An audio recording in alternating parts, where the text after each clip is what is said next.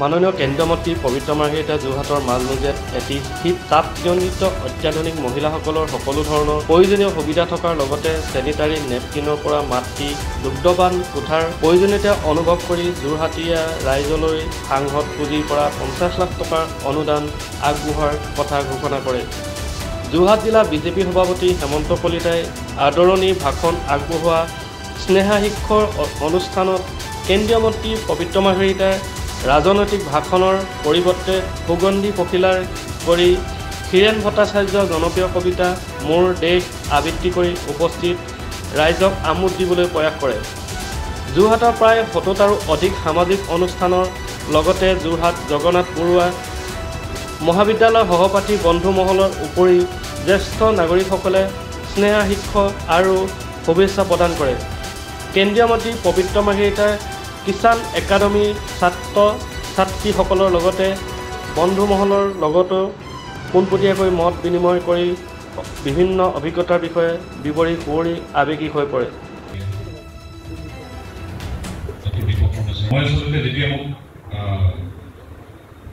হেমন্ত কলিতাই যেতিয়া ক'লে যে আমি আমাৰ অনুষ্ঠানৰ পৰা শুভেচ্ছা, মই মোৰ মনত পৰালৈকে কোনো ধৰণৰ সম্বৰ্ধনা বা সম্বৰ্ধনা অনুষ্ঠানত যোগদান কৰা নাই। কাৰণ হিমন্ত বিশ্ব শৰ্মাদেৱে মোক এটা কথা শিকাইছে যে সম্বৰ্ধনা বা সম্বৰ্ধনা কেতিয়া লোৱা হয় যেতিয়া কোনোবাই কিবা এটা পায়, কিবা প্ৰাপ্তি আনন্দ থাকে সমাজ জীৱনৰ বা ব্যক্তিগত জীৱন। লাভলীনা বৰগোহাঁই সম্বৰ্ধনা নিদিয়ে ন, তেওঁ মেডেল পাই আহিছে, মই এটা দায়িত্বহে লাভ কৰিছোঁ। গতিকে দায়িত্ব লাভ কৰাটো এটা প্ৰাপ্তি হ'ব পাৰে, দায়িত্ব লাভ কৰাটো এটা যাত্ৰা হ'ব পাৰে।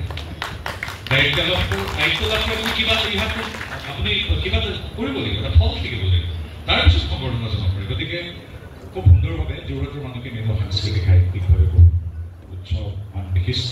গতিকে নামটোৱে ক'লে স্নেহাশী, মই ক'বলগীয়া হোৱা নাই, বহুত তৰ্ক কৰিবলগীয়া হোৱা নাই। হেমন্তৰ লগত যথাৰ্থভাৱে এটা সাৰ্থক এটা নাম মোৰ বাবে স্নেহাশী, স্নেহ সম্পৃক্ত আশীষ, কৃতাৰ্থ মই কৃতজ্ঞ। আচলতে এইখিনি যিখিনি ইয়াত মানুহ আছে মই দেখিছোঁ, মোৰ সহপাঠীখিনিৰ উপৰিও নিজস্ব জীৱনৰ নিজস্ব ক্ষেত্ৰত নিজস্ব প্ৰতিভাৰ প্ৰজ্বল ব্যক্তিত্ব। ইয়াত বিশেষ মই বেলেগ নতুন আৱিষ্কাৰো মোৰ নাই, গতিকে মই ইয়াত বিশেষ কিবা বক্তব্য দিব লাগে বুলি মই ভবা নাই। মূলতঃ আহিছোঁ আপোনালোকৰ শুভেচ্ছা সুভাষিক গ্ৰহণ কৰিবলৈ। এতিয়া আৰম্ভণিতে দেখিলোঁ আমাৰ বন্ধু ভাতৃ প্ৰশান্তহঁতে খুব সুন্দৰ এটা কবিতা আবৃত্তি কৰিলে। ইয়াত মই কবিতা আবৃত্তি কৰিছোঁ, ইয়াত নাটক কৰিছোঁ। নাটক আকৌ খুব বিশেষ ৰূল নহয়, মাত্ৰ এটা বা দুটা আছে, 99 তাত মই দেখিছোঁ পিছফাল আছে। মই খুব ভাল প্ৰম্পটাৰ আছিলোঁ বোলে, মই পিছত 90 চনত প্ৰম্পট কৰিবলৈ তেতিয়া 300 টকা লৈছোঁ। প্ৰফেশ্যনেল প্ৰম্পটাৰ, তাৰমানে অভিনেতা অভিনেত্ৰীৰ ডাইলগ মুখস্থ নাথাকিলেও মোৰ মুখস্থ আছিল।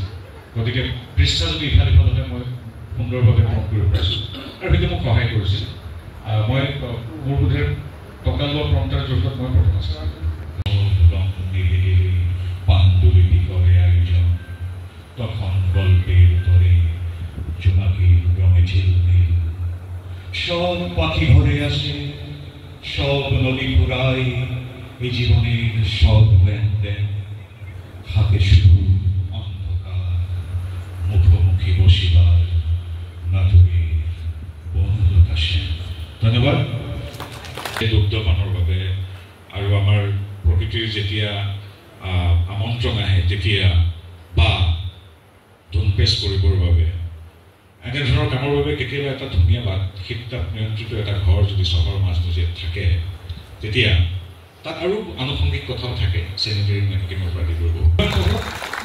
পিছত চিন্তা কৰিব হয়তো সেই তেনেধৰণৰ এটা সৰু হ'ব পাৰে, ক'ৰবাত কিবা এটা বেলেগ কিবা হ'ব পাৰে। আজি যিহেতু মই সুযোগটো গ্ৰহণ কৰিছোঁ, প্ৰায় সকলো ক্ষেত্ৰৰ মানুহ আছে, এইটো হেমন্ত কলিতাই বা আপোনালোকৰ লগত কথা পাতিম, কিন্তু যিকোনো এটা বস্তু হ'ব পাৰে, সদ্যহতে বুলি কৈছোঁ, কাৰণ কি দিছ ইজ দ্য বিগিনিং। গতিকে 50 লাখ টকা এগৰাকী সাংসদো যিহেতু মই, গতিকে এই সুযোগটো গ্ৰহণ কৰি আপোনালোকৰ বিবেচনাৰ্থে, আপোনালোকৰ সেৱাৰ্থে মই ঘোষণা কৰিছোঁ সাংসদ হিচাপে। তাৰপিছত বাকী মন্ত্ৰীটো নতুন দায়িত্ব, এইটো আমাৰ মই যিটো ৰাজনৈতিক দৰ্শনত বিশ্বাসী, ইয়াত এইবিলাকক পুৰস্কাৰ বা বিশেষ আসন বুলি গণ্য কৰা নহয়। ইয়াত এটা অতি গুৰুত্বপূৰ্ণ দায়িত্ব বুলি গণ্য কৰা হয়। যিকোনো স্তৰত যিকোনো ক্ষেত্ৰত যিদৰে দায়িত্ব অৰ্পণ কৰা হয়, এইটো এটা দায়িত্ব। মোৰ সৌভাগ্য যে মই নৰেন্দ্ৰ মোদীদেৱৰ নেতৃত্বাধীন চৰকাৰৰ গিৰিৰাজ সিং আৰু জয়শংকৰ দৰে দুগৰাকী বৰেণ্য কূটনীতিবিদ, ৰাজনীতিবিদ, সমাজকৰ্মীৰ সৈতে ৰাজ্যমন্ত্ৰী হিচাপে কাম কৰাৰ সুযোগ পাইছোঁ। গতিকে আটাইতকৈ এটা ডাঙৰ কথা হ'ল যেতিয়া হিচাপ জমা খৰচ হ'ব, কিন্তু মোৰ যিখিনি কাম থাকিব সেইখিনি ভিজিবল নহ'ব। কাৰণ বিদেশ মন্ত্ৰী মই কি কৰিব পাৰোঁ? বৈদেশিক কূটনীতি, অসমখনৰ আৰ্থসামাজিক, ভাৰতৰ আৰ্থসামাজিক সাংস্কৃতিক কথাৰ সম্পূৰ্ণ সুস্থ সুন্দৰ প্ৰক্ষেপণ বা এইবিলাক কাম কৰিব পাৰিম। বস্ত্ৰশিল্পত আমাৰ ইয়াত কোনো ধৰণৰ ডাঙৰ উদ্যোগ নাই, আপোনালোকে জানে। আৰু এতিয়া যদি উদ্যোগ এটা পাত বুলিবলৈ পাতিব নোৱাৰে, কেঁচা সামগ্ৰী আমাৰ ইয়াত কটন আমি প্ৰডিউচ কৰোঁ জানো, আমি কটনৰ উৎপাদন নকৰোঁ। গতিকে কথাবিলাক তেনেধৰণৰ। কিন্তু এতিয়া আমি যিটো কলিতাতে বিষয় কৈছে, আপোনালোকে জানি ভাল পাব যে মই এবছৰ আগতে সংসদত সৰ্বাধিক তাঁতৰ শাল আছে আমাৰ অসমত। গতিকে তেখেতসকলৰ আমাৰ শিপিনীসকলৰ উৎকৰ্ষ সাধনৰ বাবে, তেওঁলোকক কাৰিকৰী বা অন্যান্য ৰাজসাহায্য প্ৰদানৰ বাবে ইত্যাদি কাম আমি কৰি আছোঁ আৰু কৰিম। আমাৰ মুগা এনথেৰি আছাম হয়তো চাইণ্টিফিক কিন্তু কেৱল অসমত হয়। মুগাটো কেৱল অসমত হয়। বহুলোকে জানে যে মুগা কেৱল অসমত হয়। মুগাৰ এতিয়া আমাৰ জলবায়ু পৰিৱৰ্তন বা অন্যান্য কিছু আনুষংগিক কাৰণৰ বাবে মুগাৰ প্ৰডাকশ্যনবিলাক কিছু কমিছে। এতিয়ালৈকে মোৰ সঠিক হিচাপ অহা নাই। গতিকে সেইবিলাকত আমি কৰিব পাৰিম, কিন্তু সেইবিলাক ভিজিবল নহয়। সাধাৰণতে মন্ত্ৰীৰ কামবিলাক ভিজিবল। তেতিয়া যদি কেপেক্স মূলধনী ব্যয়েৰে যদি কিবা এটা আন্তঃগাঁথনিমূলক কাম কৰা হয়, তেতিয়া সেইটো চকুত পৰে আৰু এজন মন্ত্ৰী বা সাংসদ বিধায়কে কাম কৰা যায়। কিন্তু যোৰহাটৰ পৰা সুমিত দাসৰ ৰিপৰ্ট, E24 লাইভ ব্ৰেকিং।